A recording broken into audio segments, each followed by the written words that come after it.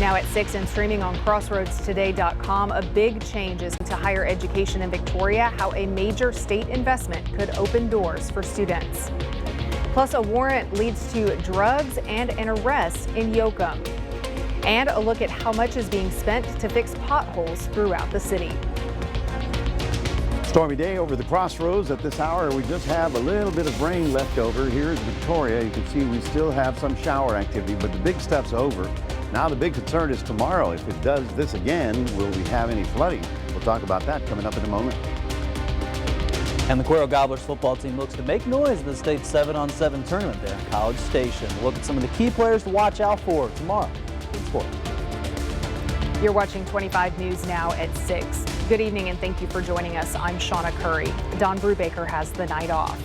Well, the strong thunderstorm that came through this afternoon is on its way out, but not without leaving a mark and some flooding here throughout Victoria County. Let's go to Mac Perez for a first look at the forecast. Mac. Thank you very much. Obviously, stormy day. We are looking at possibly 2 to 4 inches of rain that have fell just today alone. So the concern we have is that since the ground is fairly saturated, it's not going to be able to absorb anything. Now, there's Victoria right about there. You can see how the heavier stuff is beginning to decrease, and it's all pretty much north of us heading toward the Cuero area. But the rainfall totals down south were pretty impressive, especially down in Bloomington, where they probably had over 4 inches of rain.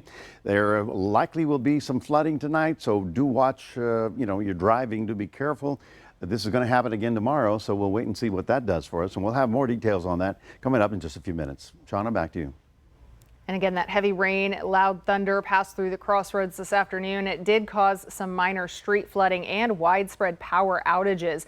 Current numbers from AEP Texas show that 84 customers are without power right now in Victoria County. Now that's down from a peak of about 1,400 at the peak of the storm. So definitely the lights are coming back on in Victoria County. Other surrounding counties, fewer than 10 customers in each of those areas. So Victoria really is the only area that's experiencing quite a few power outages at this time. So again, hopefully those will be coming on within the next couple of hours. AEP is currently working on it. Here is a look at your viewer poll today. Also, did you use an alternative power source during this outage today? I used a generator, I used battery packs, I used something else, or no. 77% of you say no, 19% said you started up that generator, got the lights back on until the power was restored. But we want to hear from you. Visit crossroadstoday.com/vote to take part. The 25 News Now team is focused on the issue of potholes, which tend to crop up even more when we have heavy rain like this. We appreciate all the photos and the concerns that you've sent our way. Now, last year, Public Works responded to 15,188 work orders to fix potholes. That cost taxpayers about $194,000.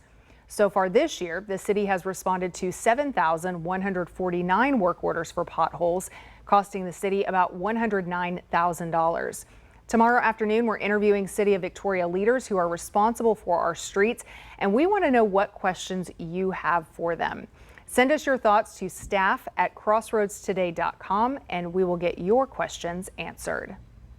Now to the record heat and several children injured after a lightning strike at the beach. ABC's Andrew Dimbert has this story. This morning, dangerous weather impacting millions of Americans. 20 people were struck by lightning at this South Carolina lake, sending several to the hospital, including children. Officials say the lightning hit the water, energizing a metal cable with buoys on it, electrocuting anyone nearby. All victims are expected to recover. Meanwhile, in the Northeast, record-breaking heat. I'm sweating badly. Many cities experiencing their hottest June temperatures on record. Boston hitting 102, Philly 101, where trains had to run slower to prevent warped tracks. I did not think 44 minutes late. I was thinking maybe 10 max. New York City hitting 99, the game time temperature the hottest for a Mets home game since 2001. Utility companies urging customers to conserve power. In Memphis, residents were asked to wait until nighttime to use appliances. But the sun going down hasn't offered much relief. Since 1975, the average summer daytime high temperature has increased 2.2 degrees, but the nighttime low has increased by 2.6 degrees. Medical experts say the temperature has to drop to at least 75 degrees for the body to recover from the heat. The humidity is what makes you sweat and feel sticky. People trying to escape the heat on New York's Hudson River ended up in the water last night after their boat capsized. Everyone is okay. Andrew Dimbert, ABC News, New York. A bolt of lightning hit a tree in a Victoria neighborhood this afternoon during the storms. It happened around 2:30 on Rosewood Avenue. The homeowner was not there. We're told he had actually just left, but a neighbor called to let him know that a large oak tree had been hit and split. No one was hurt, but the damage is a reminder: when thunder roars, go indoors. Stay inside and away from windows during lightning storms to stay safe. Emergency officials in Matagorda County say a natural gas leak near the RV park has been contained. CenterPoint Energy crews clamped off the leak around 2:25 this afternoon, and the mandatory evacuation for the area between 2nd and 3rd Streets just south of FM 1468 has been lifted. Residents are cleared to head back home. Officials thanked the Markham Volunteer Fire Department and CenterPoint for their fast response and teamwork. They're asking anyone who still smells gas to report it right away. A drug bust in Yoakum this morning ended with one arrest and a stash of illegal substances taken off the streets. Yoakum police carried out a search and arrest warrant at a home inside the city limits with help from deputies in Austin and Lavaca counties, along with Cuero Police. Officials say the raid is part of an ongoing narcotics investigation, that more arrests could follow, and they warn that drug activity in the area is being closely monitored. Police thanked the public for their support and said they are continuing efforts to keep Yoakum neighborhoods safe. A study conducted by the University of Texas at Arlington released last week found that more than a third of people in rural areas experience increased pain or are nearing a chronic pain diagnosis. To read the full Texas Tribune article, visit crossroadstoday.com. A major boost is coming to higher education in Victoria. The University of Houston Victoria is set to join the Texas A&M system, and with that comes a $25 million investment from the state. That money will help expand degree options in key fields like engineering and agribusiness, opening new opportunities for students and supporting local industries. The transition takes effect September 1st, officially making the campus Texas A&M University Victoria the system's 12th university. Here are some of the top headlines you can read in the Port Lavaca Wave. Calhoun County honored EMS for national recognition in heart care, and a Calhoun High School student receives a historic Wilkins Alumni Scholarship. You can read these stories and more at portlavacawave.com. And remember to subscribe to our YouTube channel, Crossroads Today. Hit the like button and click the notification bell so you don't miss any of your news. Stay with us. Coming up on 25 News Now at 6, Trump declares an end to the Iran conflict, how his version of events differs from U.S. intelligence. Plus, federal charges after a Colorado hate crime, how prosecutors are defining the case and what could hinge on that.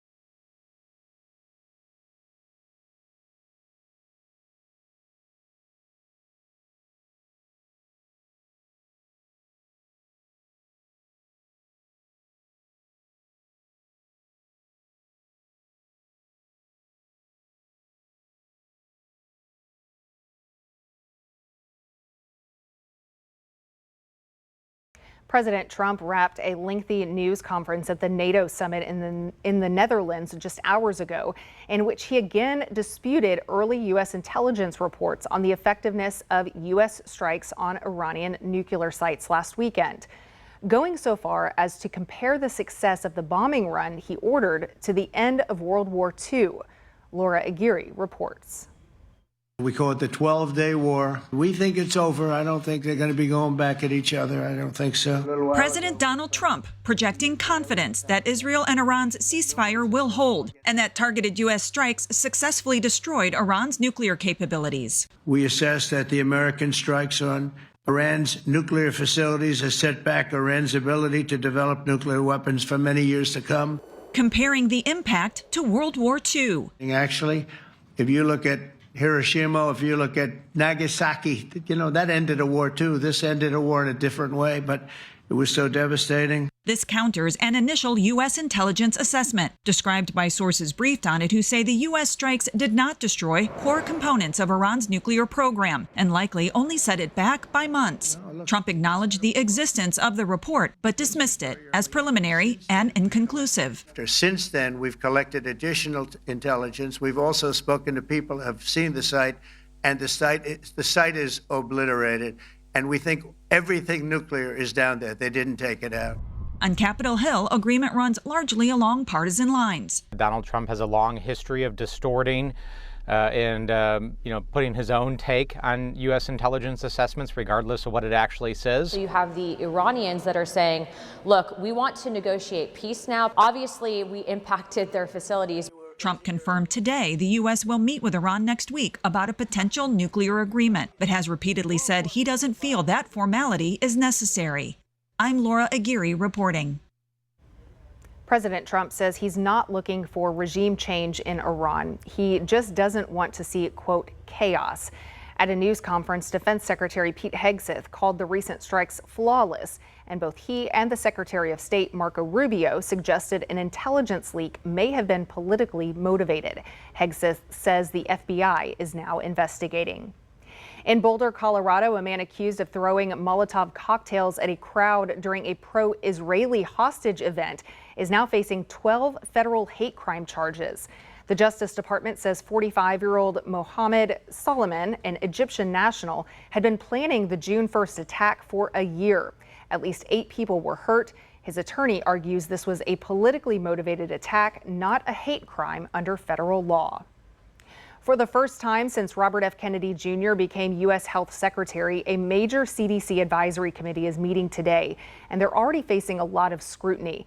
The committee is tasked with determining who should be recommended to receive vaccines and when.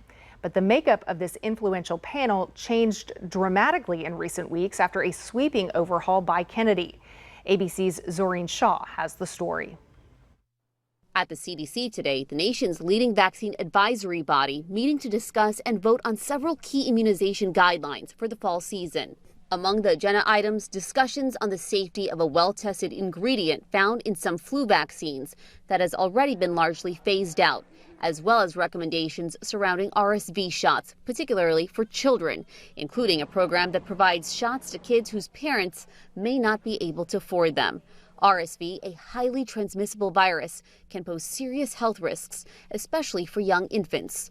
The meeting happening as childhood vaccination rates have been declining in the U.S. and globally. The makeup of the influential panel changing dramatically in recent weeks after a massive overhaul by Health and Human Services Secretary Robert F. Kennedy Jr., replacing all 17 former members with 8 he handpicked, including several who have voiced vaccine skepticism. For today's meeting, the American Academy of Pediatrics slamming the committee, saying what they are doing is, quote, no longer a credible process, and they will continue publishing their own vaccine recommendations. Dr. Susan Monares has been nominated for the CDC director position. She faced a Senate confirmation hearing today, stating her stance on vaccines. Vaccines absolutely save lives. And if I'm confirmed as CDC director, I commit to making sure that we continue to prioritize vaccine availability. The panel will meet again tomorrow, where they're expected to take up discussions and a vote on the flu shot. Zoreen Shah, ABC News Los Angeles. Here's a look at some of the stories in this week's Cuero Record. During a regular school board meeting, concerned citizens criticized the direction the Cuero ISD is headed. And a group of campers enjoy a ride on a horse-drawn buggy at the Chisholm Trail Heritage Museum's summer camp. You can read these stories and more at DeWittCountyToday.com. Our current temperature is 76 degrees, rain cooled. How about that? So the thunderstorms also brought us the cooler weather. A lot of rain as well. We got about 2.208 inches out at the airport. So many areas of the county got up to 4 inches, and our high was 88. That's before all the rain and thunder and lightning. Will that occur again tomorrow? Probably. We'll talk more about that coming up after this.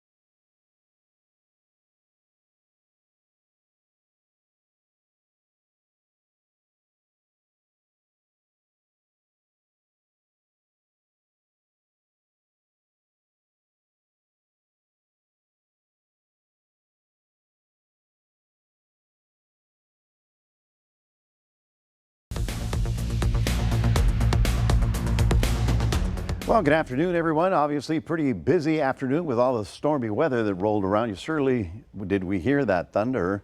I'm sure you did. At this hour, there you are. There's the city. There you see the heaviest activity just to the north of us, but it is decreasing.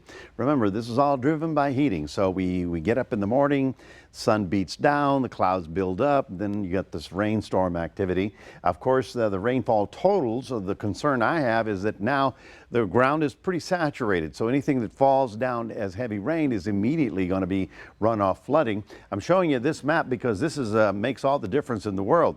We have a trough on the west coast, and we have the big bubble of hot air over the west coast. Well, remember, the winds go around this fashion, so this is now sweeping all that tropical moisture up and across the Gulf and into our area. So until that pattern changes, in other words, the heat wave either goes north or it dissipates, we're going to be stuck in this pattern.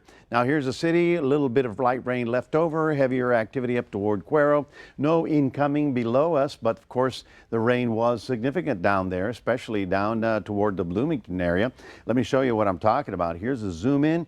There's Victoria, and that 2 inches is, or rather the blue is 2 inches, and then the purple is 3 inches, and the 4 inches probably over by Telfiner and also all the way down to Bloomington where the real heavy rain occurred. Now there's 35, State Highway 35, and of course Calhoun County. So those spots really got the real brunt of it. And so the concern is low water crossing, even streets. The biggest concern with streets have storm drains. It's great, works most of the time, until the trash goes into the funnels that go into the storm drain. And when that trash clogs that up, then you're going to have flooding in unusual places. That's why wherever you drive around, you got to drive carefully. At this hour of the night, you can see how the lightning has ended. See all that white stuff there? So that sure sign that we're going to go quieter for the rest of the evening. So let's take a look at what to expect. Now, we do have the flood advisory. It's still in effect for most of Victoria County all the way down to Calhoun. That means watch out for streams and rivers, low water crossings and freeway underpasses, especially the one over there by the tracks on the south side, that one really fills up very quickly. So the East Coast continues with that heat wave, and of course that heat wave is the reason why all this tropical moisture is actually spinning toward us. Overnight low temperature, well, a little cooler, 2 or 3 degrees because of the cool air that was brought down from the upper atmosphere. Tomorrow again 89, but with clouds and the rain showers developing during the afternoon. Here's what's going to be interesting for the weekend. Now we're in this tropical environment, right? Well, what do you see here? A lot of dust coming across all the way from the Sahara, Africa, all the way across the Atlantic, and it's now over the Caribbean islands. They're reporting the haze. Well, that means that in 2-3 days, probably by Saturday, that stuff will start entering our area. So it's going to help shut down the amount of shower activity that we have. Now, can't rule it out completely, but by and large, it's going to be less rainy once this stuff crosses the Gulf and gets into our area. So your day planner for tomorrow in Port Lavaca, you should see a few more showers tomorrow, just as much as today, and you'll get up to about 88 with that thunder activity. So one more day, and of course, again, if you can stay out of the stormy weather, that's best. But if you have to drive, do watch out for low water crossings. Now we're looking for stormy weather Thursday, less on Friday and less as we get into Saturday, Sunday. It's not completely zero because of all the moisture, but by and large that haze is going to be visible as we get closer. That's your 7-day forecast, reminding everybody we do have this QR code. If you scan that, you can put Crossroads Today on your phone. Aztec Ford in Goliad is giving away a free generator to help you keep the lights on in your whole house when it matters most. It's quick and easy to enter. Just head over to crossroadstoday.com, click the menu, hit entertainment, and then contest, and enter that graphic that you see there, Storm Ready Power Giveaway. Enter your email, and let's see who's the winner of that big, beautiful generator. That's your forecast. We'll toss it back to Shauna. All right, thank you, Mac. Well, now we send it over to Max Williams, and we're about to get ready for some excitement tonight. That's right, Shauna, because in 30 minutes, we're going to have night one of the NBA draft there in Brooklyn in the Barclays Center. We have a lot of star players we're going to highlight, so I'm going to give you an NBA draft breakdown here coming up in sports.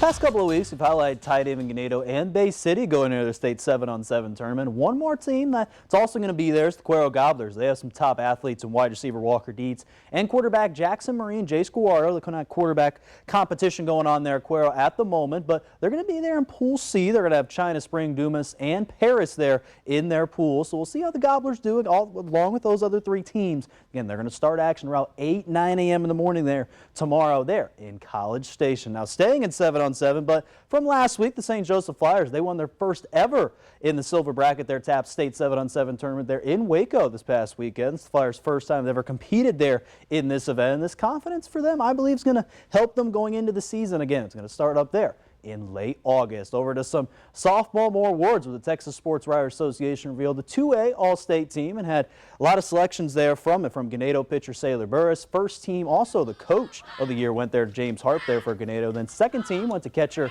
Kaylin Benavidez, and then also Shiner flex player Lauren Springfield. And finally their third team there went to DH Kyla Stanczyk. So congrats to all these players there from Shiner and Ganado getting these awards from the Texas Sports Writers Association. Over to Victoria Northeast Little League. They begin sectionals play tonight there in Seguin. They had their first game start about 20 minutes ago, and this is a double elimination tournament. So if Northeast wins, they will play tomorrow there around 8 o'clock p.m. If they lose, they will also still play tomorrow, but it'll be earlier there at 6 p.m. Again, all these games will be at Seguin ISD there. So again, trying to see if they can reach back the World Series there in South Carolina from last season. So the game is still going on, obviously, with the weather. So we'll give you updates and a final score later for 25 News Now Sports at 10 p.m. How about the Victoria Generals looking to get back-to-back wins here tonight? There's the Brazos Valley Bombers. This game, again, just like Victoria Northeast game, is still planned to be on there at Riverside, 7:05 p.m. And again, the Generals, the one last night, 12-6. If they can keep that momentum going, they're going into tonight. And finally, we got the first round of the NBA draft start tonight there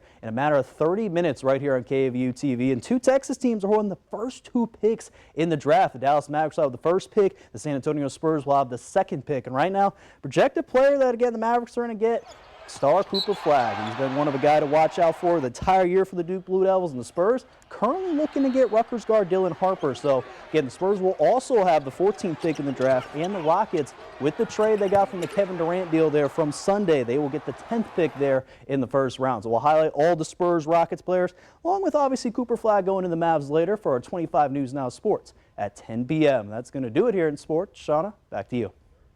Thank you, Max. We're back in a moment. Lake Superior's Brown Bear is showing off a toothy new look with a custom crown. Don't go away.